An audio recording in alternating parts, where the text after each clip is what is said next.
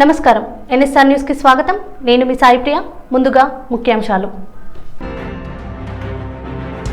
కరీంనగర్ లో కార్పొరేషన్ లో బీజేపీకి మెజారిటీ ఉన్న మేయర్ పదవి అడ్డుకున్నారు కేంద్ర సహాయ మంత్రి బండి సంజయ్ విమర్శ హైదర్షా కోర్టులో మూసి దండి మార్చ్ కు బీఆర్ఎస్ వర్కింగ్ ప్రెసిడెంట్ కేటీఆర్ సంఘీభావం మంచిర్యాల సాయికుంట బీసీ బాలుర వసతి గృహంలో నాసిరకం భోజనం పురుగులు రాళ్లు వస్తున్నాయంటూ విద్యార్థుల ఆందోళన పరకాల భూపాలపల్లి ప్రధాన రహదారి పక్కన అక్రమ మొరం ఇసుక డంపుల సీజ్ మైనింగ్ అధికారులతో కలిసి చర్యలు తీసుకున్న ఆర్డీఓ తహసీల్దార్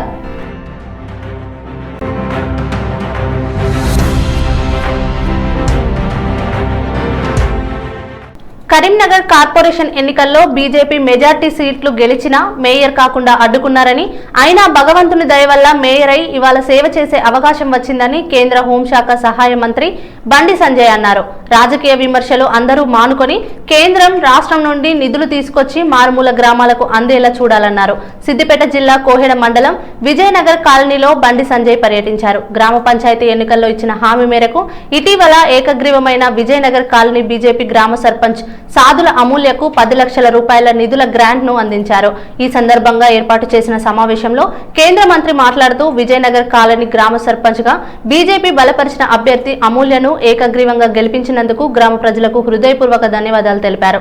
కరీంనగర్ పార్లమెంట్ నియోజకవర్గ పరిధిలో బీజేపీ బలపరిచిన అభ్యర్థులను ఏకగ్రీవ సర్పంచులుగా గెలిపిస్తే తన ఎంపీ నిధుల నుండి 10 లక్షల రూపాయలు ఇస్తానని చెప్పానని గుర్తు చేశారు. మున్సిపల్ ఎన్నికలు ఇతరితర కార్యక్రమాల వల్ల ఆలస్యమైన నేడు స్వయంగా గ్రామానికి వచ్చి గ్రామ అభివృద్ధికి 10 లక్షల రూపాయల గ్రాంట్ ను సర్పంచ్ కి ఇచ్చానన్నారు. ఎంపీ నిధుల కింద తనకు వచ్చే 5 కోట్ల రూపాయలతో తన పార్లమెంట్ నియోజకవర్గం పరిధిలోని 5 జిల్లాలలోని అన్ని గ్రామాలలో అభివృద్ధి కార్యక్రమాలు చేస్తున్నానన్నారు. కరీంనగర్ పార్లమెంట్ నియోజకవర్గం పరిధిలో అత్యధిక బోర్లు హుస్నాబాద్ నియోజకవర్గంలోనే వేయించానని తెలియజేశారు. గ్రామ పంచాయతీల అభివృద్ధి కోసం కేంద్రం 100 కోట్ల నిధులను విడుదల చేసిందని త్వరలోనే ఆ నిధులు గ్రామాలకు అందుతాయన్నారు. తన నియోజకవర్గ పరిధిలోని 20,000 మంది విద్యార్థులకు సైకిళ్లు ఇచ్చానని తన జీతం నుంచి కట్ చేసి ప్రభుత్వ పాఠశాలల్లో చదువుతున్న 15,000 మంది 10వ తరగతి విద్యార్థులకు పరీక్ష ఫీజులు చెల్లించానన్నారు. ఎన్ని నిధులు తీసుకువచ్చినా బండి సంజయ్ ఏం చేస్తలేడని చాలా మంది అంటున్నారని వాళ్లకు అనడం తనకు ఇవ్వడం అలవాటైపోయిందని చమత్కరించారు. అన్ని గ్రామాలు అభివృద్ధి చెందితేనే రాష్ట్రం దేశం అభివృద్ధి చెందుతుందని భవిష్యత్తులో మరిన్ని నిధులు తీసుకువచ్చి గ్రామాలు మరింత అభివృద్ధి చెందేలా కృషి చేస్తానన్నారు. కష్టమైంది కాబట్టి మనం మీ అందరు కూడా ముందుగా ఆ రోజు మీ అందరికి ఎప్పటికపోయినా ఈ రోజు చెప్తున్నా మీ అందరు కూడా ఒక పార్టీకి సంబంధించిన రాజశేఖర్ అమూల్య గారిని ఏకగ్రీవంగా సర్పంచ్ గెలిపించినందుకు మీ అందరు కూడా హృదయపూర్వక ధన్యవాదాలు. ఈ జిమ్స్ కానీ వాటర్ ట్యాంక్స్ కానీ మొన్న ఉన్న బోర్లు మొత్తం వేసినాం. మీ ఉష్ణవాళ్ళకి ఎక్కువ బోర్ వేసినాం. మరి ఇంకన్నా వచ్చిందంటే బోర్ అంటారు. ఆ రోడ్డు బోరు కథ ఉన్న పైసలు మొత్తం ఆయన పట్టపోయాడు. దాదాపు 20,000 సైకిల్ ఇచ్చిన స్కూల్ 10th విద్యార్థులకు 10వ తరగతి విద్యార్థులు అందరూ కూడా పరీక్ష ఫీజు నా జీతం నుంచి కడిగేసి 15,000 మందికి పరీక్ష ఫీజు కట్టారు. తోచంత సాయం చెప్పి తప్పనే తోచంత సాయం చేసే ప్రయత్నం చేస్తున్నాం మనం. కానీ ఇంకా భవిష్యత్తులో ఇంకా చేస్తా, కేంద్రం నుంచి ఇంకా నిధులు చేస్తా. చాలా మంది అంటూ ఉంటారు ఇన్ని నిధులు చేసినా కూడా బండి సంజయ్ ఏం చేసిన చాలా మంది అంటారు. మనకు అలవాటు అయిపోయింది, వాళ్ళకు అలవాటు అయిపోయింది, నాకు ఇరవై అలవాటు అయిపోయింది. కానీ ఏం చేస్తామో అందరూ తెలుసు, ఏం చేస్తున్నామో అందరూ తెలుసు. కాబట్టి అన్ని పట్టించుకోవడం కూడా వాళ్ళు పట్టించుకో. నేను మన విషయం కరీంనగర్ ఎన్నికల గెలిచింది 30 సీట్లు మేము గెలిచినాం. అయినా కూడా మేయర్ కాకుండా అడుగుతున్నారు, మేయర్ కానీ కూడా అడుగుతున్నారు. లాస్ట్కి ఏమైంది అయిన వల్ల తల్లి దయ ఉన్నది మేయర్ సేవ చేసే అవకాశం వచ్చింది. హైదరాబాద్ నగరంలోని హైదర్షా కోట్ ప్రాంతంలో మూసీ నది ప్రభావిత బాధితులు చేపట్టిన మూసీ దండి మార్చ్ కార్యక్రమానికి బీఆర్ఎస్ వర్కింగ్ ప్రెసిడెంట్ కేటీఆర్ హాజరై సంఘీభావం తెలిపారు. మూసీ పరివాహక ప్రాంతాల్లో నివసిస్తున్న ప్రజలు తమ సమస్యల పరిష్కారం కోసం ఈ దండి మార్చ్ను నిర్వహించారు. మూసీ వరదలు, కాలుష్యం, పునరావాస సమస్యలతో తీవ్ర ఇబ్బందులు పడుతున్నామని బాధితులు ఆవేదన వ్యక్తం చేశారు. ప్రభుత్వం తక్షణ చర్యలు తీసుకొని శాశ్వత పరిష్కారం చూపాలని వారు డిమాండ్ చేశారు. హైదర్షా కోట్ నుంచి ప్రారంభమైన ఈ ర్యాలీలో పెద్ద సంఖ్యలో మహిళలు మహిళలు, యువత, స్థానికులు పాల్గొన్నారు. ఈ సందర్భంగా మాట్లాడిన కేటీఆర్ మూసీ ప్రభావిత కుటుంబాలకు న్యాయం జరగాలని, పునరావాసం, పరిహారం అంశాల్లో ప్రభుత్వం స్పష్టమైన విధానాన్ని ప్రకటించాలని కోరారు. బాధితుల సమస్యలను అసెంబ్లీలోనూ ప్రస్తావిస్తామని హామీ ఇచ్చారు. ప్రజల పక్షాన నిలబడడం మా బాధ్యత. మూసీ బాధితులకు పూర్తి న్యాయం జరిగే వరకు మా పోరాటం సాగుతుంది అని పేర్కొన్నారు. మూసీ పరివాహక ప్రాంతాల్లో కాలుష్యం, వరద ముప్పు వంటి సమస్యలు ఎన్నాళ్లుగానో కొనసాగుతున్నాయని స్థానికులు చెబుతున్నారు. ఈ నేపథ్యంలో నిర్వహించిన మూసీ దండి మార్చ్కు రాజకీయ ప్రాధాన్యత కూడా ఏర్పడింది. కార్యక్రమం సందర్భంగా కొంతసేపు ఉద్రిక్తత నెలకొన్నప్పటికీ పోలీసులు భారీ బందోబస్తు ఏర్పాటు చేసి పరిస్థితిని అదుపులో ఉంచారు. బాధితుల సమస్యలపై ప్రభుత్వం ఎలా స్పందిస్తుందన్నది ఇప్పుడు ఆసక్తికరంగా మారింది. రాజేంద్ర నగర్ ఎమ్మెల్యే గారు అమ్మ పేరేంటమ్మా? లక్ష్మీదేవమ్మ. లక్ష్మీదేవమ్మ ఏం చెప్పింది? కాపురం అక్కడ చేస్తున్నాడా? కళ్యాణ్ టీఆర్ఎస్ చేసుకున్నాడు, కాపురం కాంగ్రెస్ కి చేసుకున్నాడు.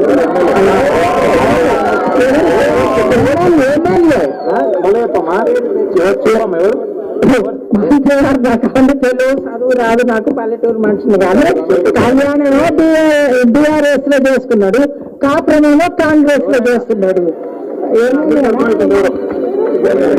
అందరికి అర్థమైంది, నేను చెప్పక్కర్లేదు పేరు. కానీ నేను ఎందుకు చెప్తా ఉన్నా అంటే మా లోకల్ రిప్రజెంటేటివ్ ఇట్లా ఉన్నారు అని లక్ష్మీదేవమ్మ గారు చెప్తున్నారు. ఒక లోకల్ రిప్రజెంటేటివ్ కాదమ్మా, రాష్ట్రం మొత్తం అట్లే ఉంది. ముఖ్యమంత్రి గారు కూడా కళ్యాణం కాంగ్రెస్ లో చేసుకున్నారు, కాపురం బీజేపీతో చేస్తున్నారు, అది వేరే స్టోరీ. కానీ మంచిర్యాల జిల్లాలోని సాయికుట్టలో ఉన్న బీసీ ఇంటిగ్రేటెడ్ బాలుర వసతి గృహంలో విద్యార్థులు ఆందోళనకు దిగారు. హాస్టల్లో అందిస్తున్న ఆహారం నాసిరకంగా ఉందని, తమ ఆరోగ్యంపై తీవ్ర ప్రభావం చూపుతుందని విద్యార్థులు ఆరోపించారు. గురుకుల విద్యార్థుల కథనం ప్రకారం భోజనంలో పురుగులు, రాళ్లు కలిసి వస్తున్నాయని, పప్పు నీళ్లలా పల్చగా ఉంటుందని తెలిపారు. పురుగుల అన్నం తినాల్సి వస్తోంది, రాళ్లు పడుతున్నాయి, ఇలా ఎలా చదువుకుంటాం అంటూ విద్యార్థులు ఆవేదన వ్యక్తం చేశారు. ఆహారం నాణ్యతలేమితో పలువురు విద్యార్థులు కడుపు నొప్పి, వాంతులు వంటి సమస్యలతో బాధపడుతున్నట్లు చెప్పారు. ఇంకా వార్డెన్ తమతోనే వంట చేయిస్తున్నారని కూడా ఆరోపించారు. చదువుకోవాల్సిన సమయంలో వంట పనులు చేయించడం వల్ల తమ విద్య దెబ్బతింటుందని విద్యార్థులు మండిపడ్డారు. హాస్టల్ ప్రాంగణంలో అపరిశుభ్రత ఎక్కువగా ఉందని, తాగునీరు కూడా కలుషితంగా ఉందని తెలిపారు. సమస్యలపై పలుమార్లు సంబంధిత అధికారులకు ఫిర్యాదు చేసినా స్పందన లేకపోవడంతోనే నిరసనకు దిగాల్సి వచ్చిందని విద్యార్థులు పేర్కొన్నారు. హాస్టల్ వద్ద కూర్చొని నినాదాలు చేస్తూ తక్షణమే నాణ్యమైన ఆహారం, పరిశుభ్రమైన వాతావరణం కల్పించాలని డిమాండ్ చేశారు. ఘటనపై విద్యాశాఖ అధికారులు స్పందించి హాస్టల్ను తనిఖీ చేయాల్సిన అవసరం ఉందని స్థానికులు అభిప్రాయపడుతున్నారు. విద్యార్థుల ఆరోగ్యం, భద్రతకు ప్రాధాన్యం ఇవ్వాలని తల్లిదండ్రులు కోరుతున్నారు. చిన్న పిల్లల నుంచి వెజిటేబుల్స్ కట్టించడం కానీ, అన్నం బియ్యం కడగడం, ఇంకా గంజులు దించడం, గంజులు ఎక్కించడం, గంజులు దించడం, గంజులు ఎక్కించడం, ఇంకా పిల్లలతో పండు వేయించడం, బియ్యం మట్టాలు దించడం, గ్యాస్ మోటార్ మోసుడు, ఇలాంటివి ఎన్నో జరుగుతున్నాయి. స్నాక్స్ అయినా కానీ, ఫుడ్ అయినా కానీ సరిగ్గా పెడతలేరు. ఫుడ్ అయితే ఇంకా క్వాలిటీ మంచిగా లేదు. అంత ఒక్కొక్కసారి పురుగులు అంత టాబ్లెట్ రాళ్ళు వస్తాయి. పప్పు అయితే మొత్తం నీళ్ళే, కూర అయితే టేస్ట్ లేదు, ఏం లేదు. దానివల్ల ఇంగ్రీడియంట్స్ తక్కువ చేస్తలేదు. ఇంకా పెరుగు అయితే మొత్తం నీళ్ళే. ఇప్పుడు పెరుగు 3-4 ప్యాకెట్స్ వేస్తే దాంట్లో ప్యాకెట్ వర్కర్స్ తీసుకుంటారు, ఇంటికి ఉంటారు కూడా. మళ్ళీ మేము తినే వాళ్ళకి చికెన్ అయినా కానీ, ఏదైనా కర్రీస్, వెజ్ కర్రీస్ కానీ మా వాళ్ళకే తీసుకోకట, ఇంకా కూరగాయలు తీసుకోకట వర్కర్స్. ఇక్కడ హాస్టల్లో బాగా ప్రాబ్లమ్స్ ఉన్నాయి, అందుకోసం మేము ఇక్కడ ఉంటున్నాం. బాగా అంటే వర్కర్స్ ఒక్కొక్కసారి అసలే రూమ్ ఊడతలేదు, మేమే ఊడ్చుడు అవుతుంది. ఇక రూమ్స్లలో డోర్ కూడా మంచిగా లేవు. పిల్లలతో వర్క్ చేపిస్తారు. ఎట్లా అంటే కిచెన్ రూమ్ లో కొందరు వెళ్తారు, గంజులు దించడానికి ఎత్తుడైనా అట్లా. ఇంకా హాస్టల్ ప్రాబ్లమ్స్ బాగున్నాయి. ఇంకా పాకూరు ట్యాంకులలో అయితే పాకూరు మొత్తం ఉన్నది, బాగా ఎలర్జీ అవుతుంది, అది క్లీన్ చేయాలి. ఇంకా ట్యాప్స్ కూడా లీకేజ్ బాగున్నాయి, మళ్ళీ మొత్తం ఊడగొట్టినా అది బిట్టేయాలి. ఒక్కటైతే వారం అయితే అది ఇంకా బిట్టేయాలి. 4th రూమ్ డోర్ కూడా మంచిగా లేదు, మొత్తం ఇరుగున్నది. చేపి అన్న కూడా వేపిస్తలేదు. 5th రూమ్ పరకాల భూపాలపల్లి ప్రధాన రహదారి పక్కన అక్రమంగా నిల్వ చేసిన మోరం మరియు ఇసుక డంపులను మైనింగ్ అధికారులతో కలిసి ఆర్టీఓ మరియు తహసీల్దార్ సీజ్ చేశారు. గత కొంతకాలంగా నిల్వ చేసిన భారీ మోరం డంపులను మరియు ఇసుక డంపులను ఎటువంటి అనుమతులు లేకుండా వ్యాపారం చేస్తూ లక్షల వ్యాపారం చేస్తున్న వారిని వదిలిపెట్టమని అన్నారు. ఇసుక మరియు మొరం డంపులను ఉపయోగించే భూముల యజమానులకు నోటీసులు ఇవ్వడం జరిగిందన్నారు. ఇటువంటి చర్యలకు పాల్పడితే కేసులు నమోదు చేస్తామని, ఇసుక మరియు మొరం డంపును ప్రత్యేక వాహనాల ద్వారా మున్సిపాలిటీ మరియు తహసీల్దార్ కార్యాలయాలకు తరలిస్తున్నామన్నారు. ఇసుక డంపు ఉందన్న సమాచారం, అట్లాగే ఈ గ్రావెల్ కూడా బిగ్ డంప్ ఉందన్న సమాచారంతో నేను తహసీల్దార్ని ఆదేశించడం జరిగింది. అలాగే మైనింగ్ డిపార్ట్మెంట్ సహకారము, టీజీఎండిసి సహకారంతో కూడా ఇవన్నీ సీజ్ చేసి ఒక ఇసుక డంప్లో 160 మెట్రిక్ టన్నులు, ఇంకొక చోట 30 మెట్రిక్ టన్నులు, అట్లాగే ఇప్పుడు మనం కనబడుతున్న గ్రావెల్ ఒక 300 మెట్రిక్ టన్నులు, ఇదంతా సీజ్ చేసి మేము ఆక్షన్ కండక్ట్ చేస్తున్నాము. ఈ పూర్తి నివేదికను ఈరోజు మేము కలెక్టర్ గారికి కూడా సబ్మిట్ చేస్తున్నాం. ఇసుక 2 చోట్ల ప్లస్ ఈ గ్రావెల్ కూడా ఇది మన పరకాల పట్టణం నుంచి భూపాలపల్లికి రోడ్డు పక్కన ఉన్న వెల్మావాడ బస్ స్టాప్ దగ్గర ఉన్న ప్లేస్లో ఇవి కనుగొనడం జరిగింది. ఈ అక్రమ రవాణాను అరికట్టడానికి మన రెవెన్యూ, పోలీసు, అట్లాగే మున్సిపల్ పరిధి అయితే మున్సిపాలిటీ, గ్రామ పరిధిలో అయితే పంచాయతీరాజ్ డిపార్ట్మెంట్లతో కూడా మేము టీంలు వేసి ఇది పూర్తిగా అరికట్టడానికి చర్యలు తీసుకుంటాం. గవర్నమెంట్ అనేం లేదు, ఈవెన్ పట్టా ల్యాండ్లో వాళ్ళ మట్టి తీయాలన్నా కూడా గవర్నమెంట్ మైనింగ్ వాళ్ళ పర్మిషన్ అవసరం ఉంటుంది. సో పట్టా ల్యాండ్స్లో కూడా డంప్ చేసినప్పటికీ కూడా అది కూడా నేరం అవుతుంది, అనుమతి లేకుండా చేయడం. అవన్నీ కూడా ఇదే విధంగా మేము సీజ్ చేయడం జరుగుతుంది, తగిన చర్యలు తీసుకోవడం జరుగుతుంది. విశాఖపట్నాన్ని డివిజన్ గా ఏర్పాటు చేసినప్పుడు కాజీపేటను ఎందుకు డివిజన్ గా చేయరని బీఆర్ఎస్ సీనియర్ నేత మాజీ మంత్రి హరీష్ రావు రాష్ట్ర ప్రభుత్వాన్ని ప్రశ్నించారు. ముఖ్యమంత్రి రేవంత్ రెడ్డిపై తీవ్ర విమర్శలు గుప్పించిన ఆయన కాజీపేట అభివృద్ధి విషయంలో ప్రభుత్వం ద్వంద్వ వైఖరి అవలంబిస్తోందని ఆరోపించారు. శనివారం జరిగిన మీడియా సమావేశంలో హరీష్ రావు మాట్లాడుతూ విశాఖపట్నానికి డివిజన్ హోదా ఇచ్చిన కేంద్రం తెలంగాణలో కీలకమైన రైల్వే జంక్షన్ అయిన కాజీపేటను ఎందుకు పట్టించుకోవడం లేదని ప్రశ్నించారు.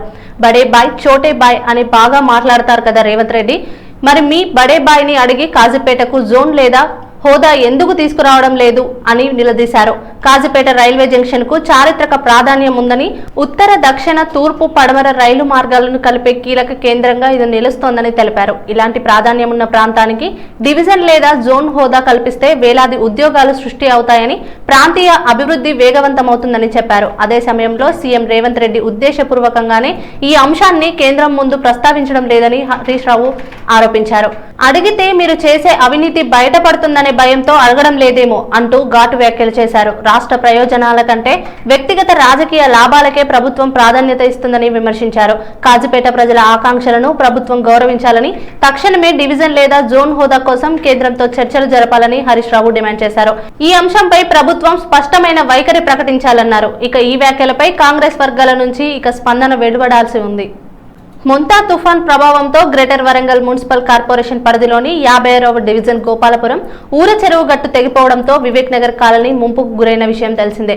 వరద నీరు ఇళ్లలోకి చేరడంతో గృహోపకరణలు దెబ్బతిని ప్రజలు తీవ్ర ఇబ్బందులు ఎదుర్కొన్నారు. కాలనీలో శాశ్వత పరిష్కారం కోసం 4 కోట్ల రూపాయలతో రిటైనింగ్ వాల్ నిర్మాణానికి నిధులు మంజూరు చేయించామని వర్ధనపేట నియోజకవర్గ ఎమ్మెల్యే కేఆర్ నాగరాజు తెలిపారు. వివేక్ నగర్ కాలనీలో ఏర్పాటు చేసిన సన్మాన సభలో ఆయన ముఖ్య అతిథిగా పాల్గొన్నారు.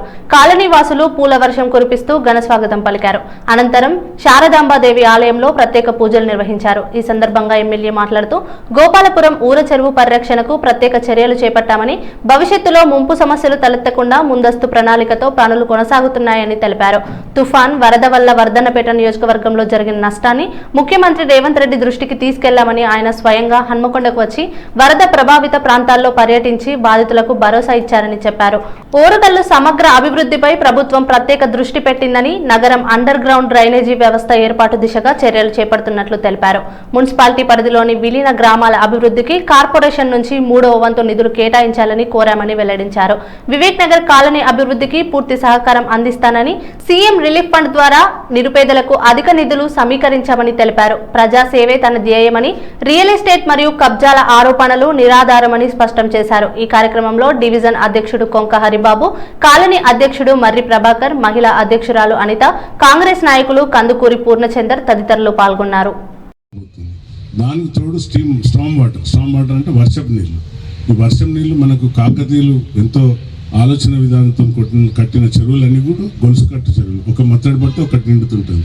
మనకు ప్రధానం వడ్డపల్లి చెరువు. అది కానీ తెగితే మనం అందరం కొట్టుకుపోతాం.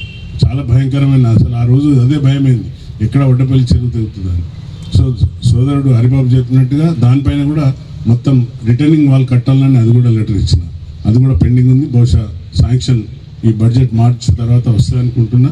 అక్కడ కూడా ఉన్న నివాసాలు ఏవైతున్నాయో వారికి కూడా ఇబ్బంది కలగకుండా బోత్ సైడ్స్ అందరూ, అనిత కూడా పాపం అక్కడనే ఉంటుంది తట్టుకొని, అంటే ఆ ఇండ్లు కూడా కొట్టుకోపోకుండా అటు రిటర్నింగ్ వాల్ వచ్చే విధంగా అది కూడా పెండింగ్ ఉన్నది ఇరిగేషన్ మినిస్టర్ దగ్గర, అది కూడా వస్తుంది.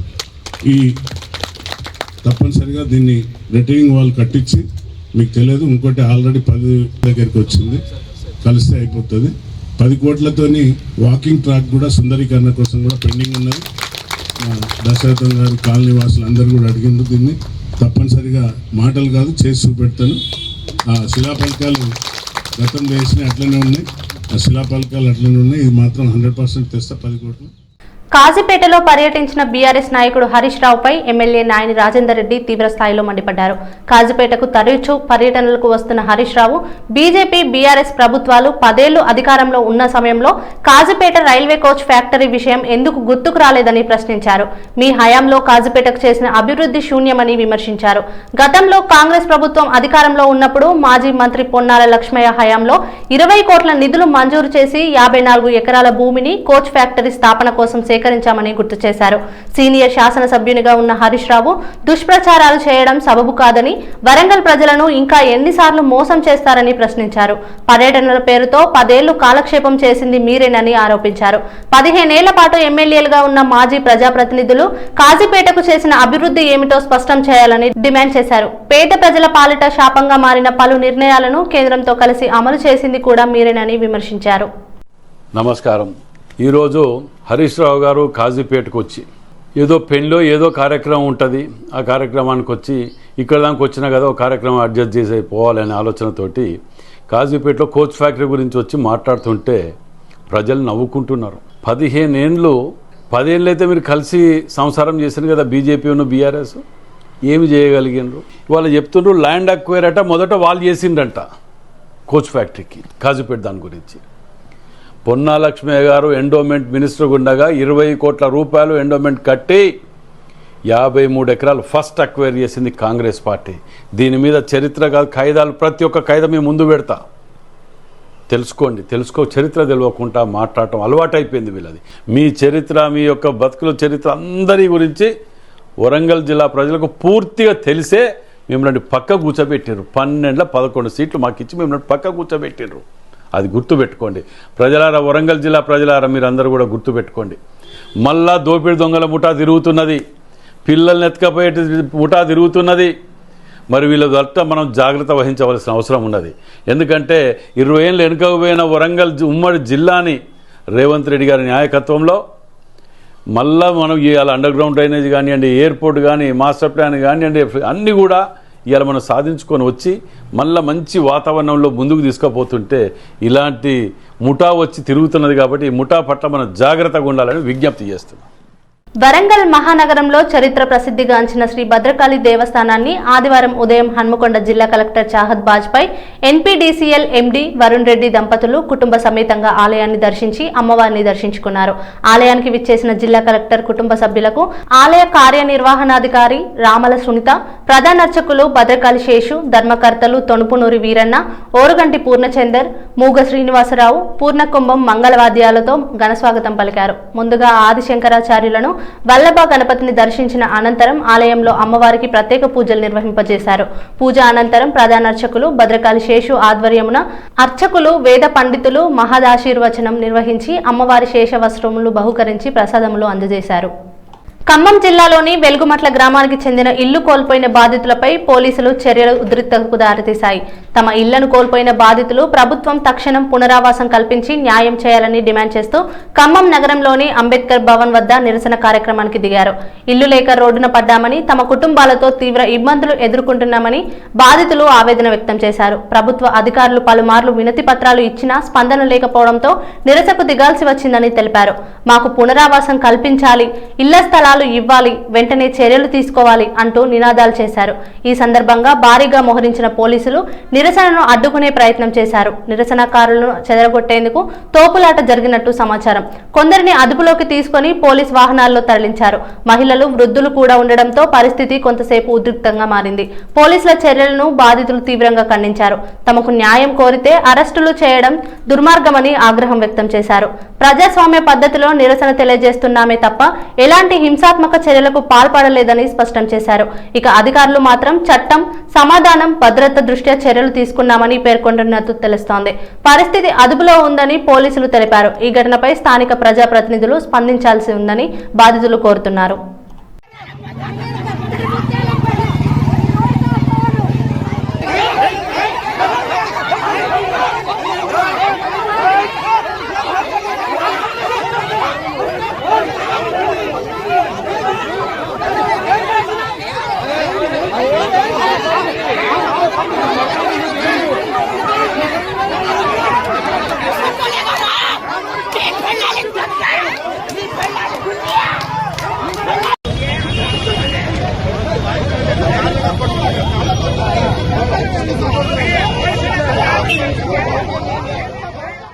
హన్మకొండ జిల్లా ఎల్కతుర్తి మండలంలోని ఎల్కతుర్తి అనంతసాగర్ గ్రామ సరిహద్దుల్లో ఉన్న మాటు చెరువు గత 4 నెలల కింద అకాల వర్షాలకి చెరువు కట్ట తెగిపోవడంతో చెరువులో ఉన్న నీరు వృధాగా వెళ్లిపోయాయి.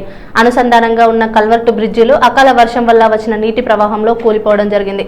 ఈ మాటు చెరువు నీరు ఆధారంగా దాదాపు 300 మంది రైతులు వారి పంట పొలాలను సాగు చేస్తూ జీవనం కొనసాగిస్తున్నారు. ఈ అకాల వర్షం వల్ల చెరువు గండిపడడంతో చెరువులో ఉన్న నీరు అంతా వృధాగా పోవడం, రైతులు యాసంగి పంట పూర్తి కాకముందే చెరువులో నీరు లేకపోవడం వల్ల రైతులు ఇబ్బందులు పడుతున్నారు. ప్రస్తుతం రైతులు చెరువుకు నీరు పోకుండా తాత్కాలికంగా తమ సొంత డబ్బులతో పోగు చేసుకుని ఇసుక సంచులు అడ్డుగా వేసి నీరు పోకుండా కాపాడుకుంటున్నారు. ఇకనైనా అధికారులు, వ్యవసాయ అధికారులు, ప్రభుత్వం మాటు చెరువు గండి ప్రాంతాన్ని పరిశీలించి మరమ్మతులు చేసి చెరువు ఆనకట్ట నిర్మించాలని కోరుతున్నారు.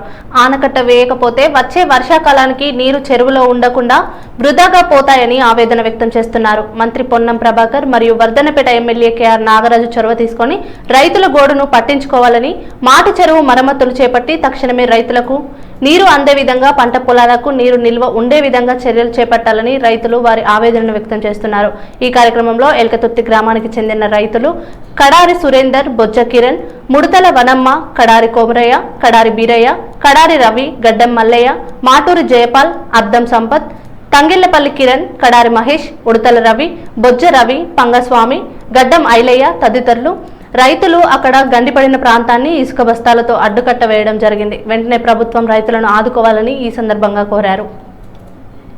మహబూబాద్ జిల్లా మరిపేడ మండలం గిరిపురం ఎక్స్ రోడ్ లో ఏర్పాటు చేసిన మరిపేడ మున్సిపాలిటీకి సంబంధించిన డంపింగ్ యార్డ్ కారణంగా విద్యార్థులు, ప్రజలు తీవ్రమైన ఆరోగ్య సమస్యలు, దుర్వాసన, కాలుష్యంతో ఇబ్బందులు పడుతున్నారని, చిన్నపిల్లలు, వృద్ధులు అనారోగ్యానికి గురవుతున్నారని, ప్రజల ఆరోగ్యం మరియు పర్యావరణ రక్షణ దృష్ట్యా డంపింగ్ యార్డును వెంటనే గ్రామం నుంచి తొలగించి ఇతర అనుకూలమైన ప్రాంతానికి తరలించాలని, చెత్తను పోయడానికి వచ్చిన వాహనాలకు ఎదురుపడి రోడ్డుపైన గిరిపురం గ్రామ యువకులు, గ్రామస్తులు బైఠాయించి ధర్నా నిర్వహించారు. ఈ కార్యక్రమంలో 7వ వార్డు సభ్యుడు బాదావత్ జనార్దన్, యువకులు వంశీ, మనోజ్, పవన్, నాగేంద్రబాబు, హుస్సేన్, దేవేందర్, రాజేష్, సంతోష్, ఉప్లా, వెంకన్న, గ్రామస్తులు తదితరులు పాల్గొన్నారు. వరంగల్ జిల్లాలోని నర్సంపేట నియోజకవర్గంలో ఉద్రిక్తత నెలకొంది. నర్సంపేట పట్టణంలోని సిద్ధార్థ విద్యా సంస్థల చైర్మన్ గోగుల ప్రభాకర్ రెడ్డి, ఆయన భార్య సృజనలపై దాడి జరిగిన ఘటన కలకలం రేపుతోంది. బాధితుల కథనం ప్రకారం కొంతమంది వ్యక్తులు వారి ఇంటి వద్దకు చేరుకొని ముందుగా సీసీ కెమెరాలను ధ్వంసం చేశారు. అనంతరం ఇంటిలోకి ప్రవేశించి దాడికి పాల్పడ్డారని తెలిపారు. ఈ సమయంలో వారి కళ్లల్లో కారపొడి చల్లడంతో వారు తీవ్ర ఇబ్బందులకు గురైనట్లు పేర్కొన్నారు. ఈ ఘటనకు మట్ట మధుసూదన్ రెడ్డి మరియు ఆయన కుటుంబ సభ్యులే బాధ్యులని బాధితులు ఆరోపిస్తున్నారు. పాత విభేదాల కారణంగా ఈ దాడి జరిగిందని అనుమానం వ్యక్తం చేస్తున్నారు. ఘటన అనంతరం బాధితులు పోలీస్ స్టేషన్లో ఫిర్యాదు చేయగా పోలీసులు కేసు నమోదు చేసి దర్యాప్తు ప్రారంభించినట్లు సమాచారం. హన్మకొండ జిల్లా భీమదేవరపల్లి మండల కేంద్రంలో కోతుల బెడత ఎక్కువ అవడంతో ప్రజల అభిష్టం మేరకు కోతులను పట్టించి అడవుల్లోకి తరలించడం జరిగింది. వేరే ఊరిలో పట్టిన కోతులు బూడిదగట్టు దగ్గరలోని వదిలిపెట్టడంతో గ్రామంలోకి కోతుల బెడత ఎక్కువైందని, దీంతో పంట నష్టంతో పాటు ప్రజలపై కూడా దాడి చేస్తుండటంతో ప్రజలు భయాందోళనకు గురవుతున్నారని, కోతులను పట్టించి అడవులకు తరలించినట్లు గ్రామ సర్పంచ్ మాచర్ల కుమారస్వామి తెలిపారు. వార్తలు ముగించే ముందు హెడ్లైన్స్ మరోసారి. కరీంనగర్ లో కార్పొరేషన్ లో బీజేపీకి మెజార్టీ ఉన్న మేయర్ పదవి అడ్డుకున్నారు. కేంద్ర సహాయ మంత్రి బండి సంజయ్ విమర్శ. హైదర్షా కోర్టులో మూసి దండి మార్చ్ కు బీఆర్ఎస్ వర్కింగ్ ప్రెసిడెంట్ కేటీఆర్ సంఘీభావం. మంచిర్యాల సాయికుంట బీసీ బాలుర వసతి గృహంలో నాసిరకం భోజనం, పురుగులు రాళ్లు వస్తున్నాయంటూ విద్యార్థుల ఆందోళన. పరకాల భూపాలపల్లి ప్రధాన రహదారి పక్కన అక్రమ మొరం ఇసుక డంపుల సీజ్, మైనింగ్ అధికారులతో కలిసి చర్యలు తీసుకున్న ఆర్డీఓ తహసీల్దార్. ఈ వార్తలు ఇంతటితో సమాప్తం. మరో బులెటిన్ లో మళ్ళీ కలుసుకుందాం. నమస్కారం.